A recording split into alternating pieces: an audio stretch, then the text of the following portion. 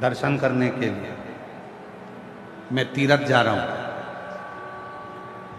मैं ज्योतिर्लिंग जा रहा हूं। बहुत दूर दूर जाना चाहते हैं, क्यों? क्योंकि वहां हो सकता है कि थोड़ी सी शांति मिल जाए, थोड़े मन में थोड़ी सी शांति प्राप्त हो जाए। घर से दूर क्यों जाना चाहते हैं? क्योंकि थोड़ी सी शांति मिल जाए। पर ईमानदारी से बोलो, घर के बाहर जाने पर भी शांति का अनुभव नहीं होता।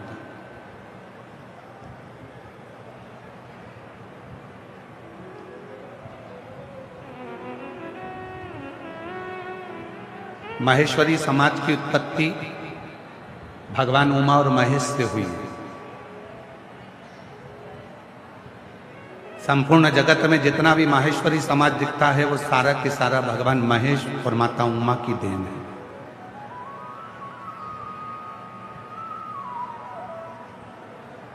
एक प्रसंग स्कंद पुराण का उमा और महेश का आता है।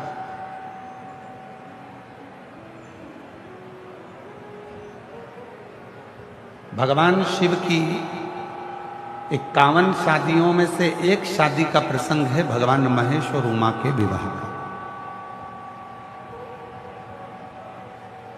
शिव जी की जो 51 शादियां हुई हैं, कात्यायनी, कुष्मांडा, चंद्रघंटा, स्कंधा, उमा, महागौरी, कालरात्रि, धुमेश्वरी, कमला, मातंगी, बगला,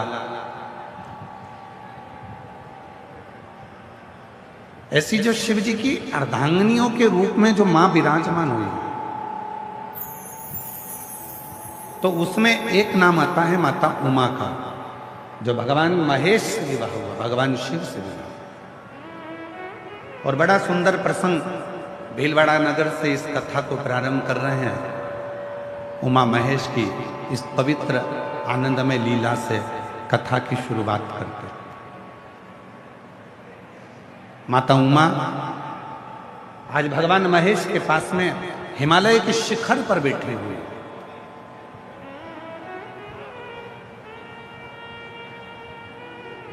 शिव भी सुंदर दिख रहे हैं भगवान महेश भी, और माता उमा भी बड़ी सुंदर। दोनों की दिव्य छटा। कहते हैं भगवान शंकर के 51 विवाह में से भगवान महेश और माता उमा का जो विवाह,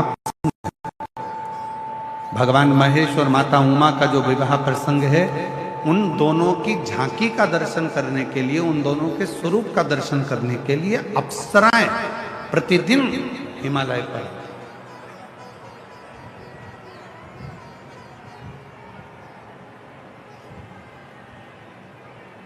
प्रतिदिन अप्सराएं आती थी। क्यों? क्योंकि दोनों की झांकी बड़ी सुंदर थी, दोनों का स्वरूप बड़ा सुंदर था।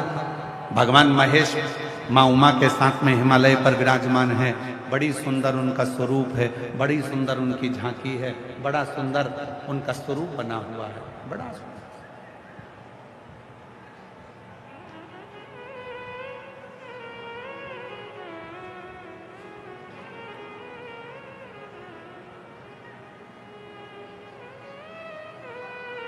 तभी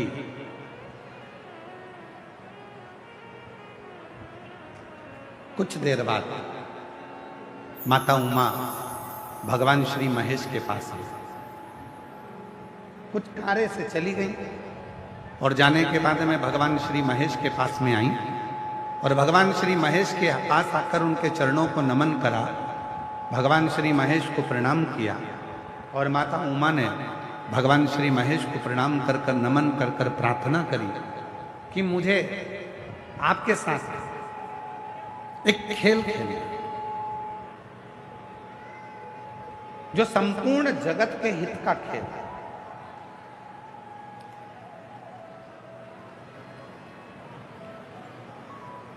और वो खेल कोई साधारण नहीं होगा, जो स्वयं भगवान शंकर, भगवान महेश मां उमा के साथ में खेल रहे हैं।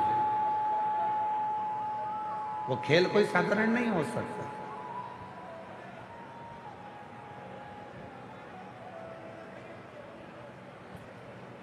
मेरे भगवान श्री राम जी ने बाल्यावस्था में जितने खेल खेले वो संपूर्ण जगत के कल्याण के लिए खेले। मेरे भगवान कृष्ण ने अपनी बाल लीलाओं में जितने भी खेल खेले वो संपूर्ण विश्व के कल्याण के लिए खेले। और मेरे भगवान शंकर ने भी माता पार्वती के साथ, माता सती के साथ,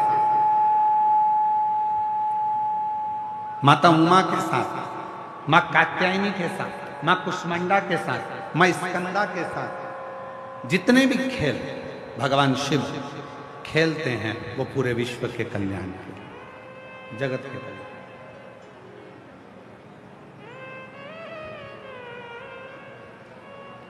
शिव की, भीलवाड़ा वाले थोड़ा ध्यान देना, शिव की कोई भी लीला अगर होती है तो उसमें कुछ ना कुछ शिव जनमानस का कल्याण करने वाले होते हैं, तो ही वो लीला होती है, नहीं तो शिव की लीला होती ही नहीं।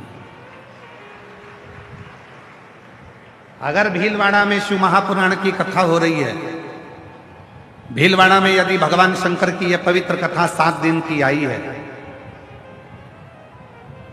अगर 7 दिन की कथा भीलवाड़ा नगर में यदि पहुंची है और आप सब जो लाखों की संख्या में इस पवित्र शिव महापुराण की कथा को श्रवण करने के लिए बैठे हैं, तो इसमें समझ लेना कि मेरे शंकर भगवान कुछ ना कुछ आपको देना चाहते हैं, आपकी झोली भरना चाहते हैं। तो आप बहुत मुश्किल,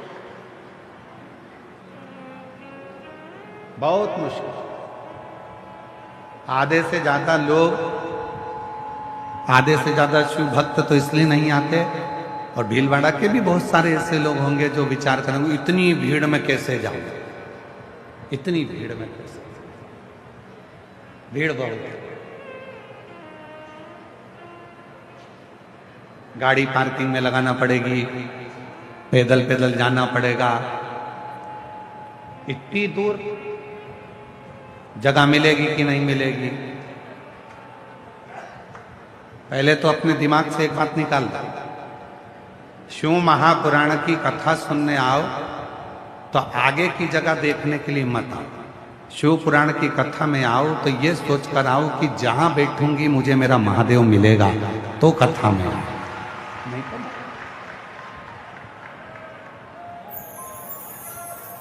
और तुम्हारी कितनी भी पहचानो, कितने भी वीआईपी से पहचानो, तो भी शिव पुराण के दरवाजे पर आकर ये मत कहो कि तू मुझे जानता नहीं है। ये नहीं जानता चलेगा, वो जानता। इसलिए वो एक कहते हो रोडों पर लिखा रहता है, निगाह हटी, बोलो बोलो, निगाह हटी और दुर्घटना घटी। इसलिए थोड़ा सावधानी रखना बहुत। कथा सुनने के लिए आए हो, मतलब ये नहीं रखना कि मेरे को कहाँ बैठना है, आगे जगह नहीं मिल रही, मेरी इतनी पहचान है, इतना मैं जानती हूं, इतना मैं जानता हूं। कोई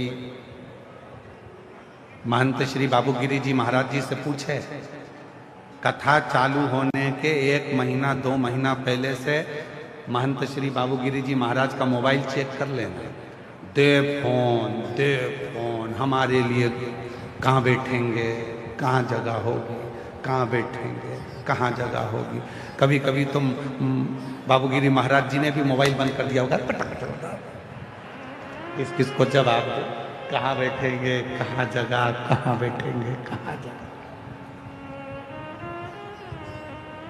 अरे भैया, हम तो बाबा के भरोसे चलते हैं, हम तो बाबा के भरोसे चलते हैं, ये दुनिया वाले जलते हैं, ये दुनिया वाले जलते हैं, डमरू वाले के भरोसे चलते हैं।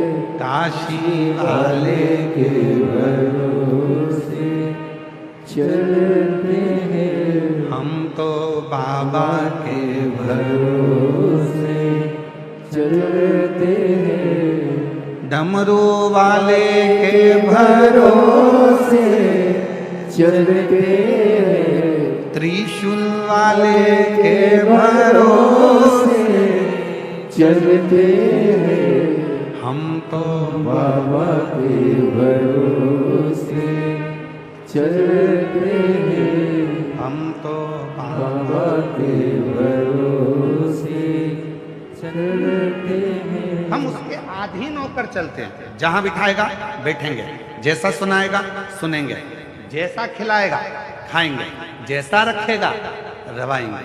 और 7 दिन उसी की शरणागति में, उसी का भजन कर कर, जैसे दुनिया के लोग कल्पवास करने के लिए प्रयाग जाते हैं, हरिद्वार जाते हैं, तीर्थ जाते हैं, वैसे ही शिव का भक्त अपना कल्पवास, अपने जीवन का क्लेश मिटाने के लिए 7 दिन शिव महापुराण के पंडाल में आकर विश्राम करता है।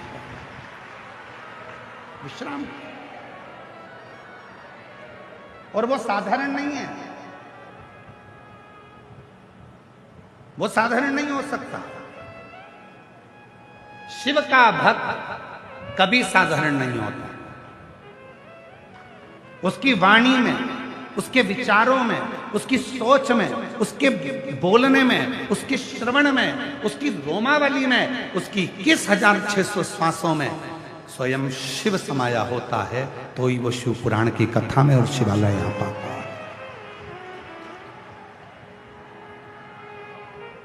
जितने भी शिव भक्त बैठे हैं, अगर आप शंकर के मंदिर में 1 लोटा जल चढ़ाने के लिए जाते हो, शिव जी के मंदिर में अगर 1 लोटा जल चढ़ाने के लिए जा रहे हो, तो ये सोचकर मत जाना कि अनीता जा रही है, कि सुनीता जा रही है, कि ललिता जा रही है, कि कमलेश जा रहा है, कि विमलेश जा रहा है, कि मुन्ना जा रहा है, कि पप्पू जा रहा है, कि धीरेन जा रहा है, कि विजय जा रहा है, कि विमल जा रहा है, कि आशीष जा रहा है, कि प्रदीप जा रहा है। ना ना ना, ये सोचकर तुम शंकर के मंदिर में जल चढ़ाने मत जाना। तुम ये सोचकर जाना कि शंकर के मंदिर में जल चढ़ाने के लिए किसी की सामर्थ्यता नहीं है कि कोई शिव के मंदिर में जल चढ़ा ले। खुद शिव पुराण की कथा कहती है, रामचरितमानस वर्णन करती है, जब समुद्र रास्ता नहीं देता, सब हार चुके थे, तब किसी ने विवेक दिया, शिव जी की साधना करो, शंकर भगवान से प्रार्थना करो। तब किसी ने उपदेश दिया, शिव की साधना करो, शंकर भगवान का भजन करो, शिव को 1 लोटा जल दो। और 1 लोटा जल जैसे ही राम जी ने चढ़ाया, वो 1 लोटा जल सारी समस्या का हल। 1 लोटा जल मेरे राम जी ने चढ़ाया, लंका का राज्य मिल जाता है। 1 लोटा जल मेरे भगवान कृष्ण चढ़ाते हैं, जिनकी 16,108 रानियां, 16,108 रानियां होने के बाद भी, 16,108 रानियां होने के बाद भी जिनके घर संतान नहीं थी, गर्गाचार्य बाबा के कहने पर 1-1 रानी के साथ बैठकर 11-11 दिन तक शंकर जी को जल चढ़ाया है, शिव का अभिषेक किया है, पार्थिव लिंग का पूजन किया। तब भगवान शिव प्रसन्न होकर वर दे दिए, तुम्हारी 1-1 रानी से 11-11 संतान होगी। तब 10 छोरा 1 छोरी 1,77,186 बच्चे भगवान कृष्ण के हो गए। वो 1 लोटा जल सारी समस्या का हल। राम जी ने जल चढ़ाया, लंका का राज्य, लंका। और केवल यहीं तक नहीं है,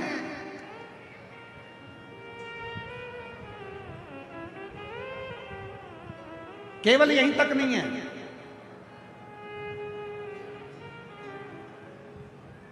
ब्रह्मा जी का सिर कट गया, काल भैरव ने सिर काट दिया, कर्मनाशा नदी उत्पन्न हो गई, ब्रह्मा जी के सिर से बड़ का पेड़ उत्पन्न हो गया। ब्रह्मा जी के चारों मुख नेत्रों से नीर बहने लगे। शिव ने कहा, क्यों चिंता करता, क्यों चिंता करता? साधना करी शिव जी की। शिव ब्रह्मेश्वर महादेव के रूप में विराजमान, वर दिया ब्रह्मा जी को।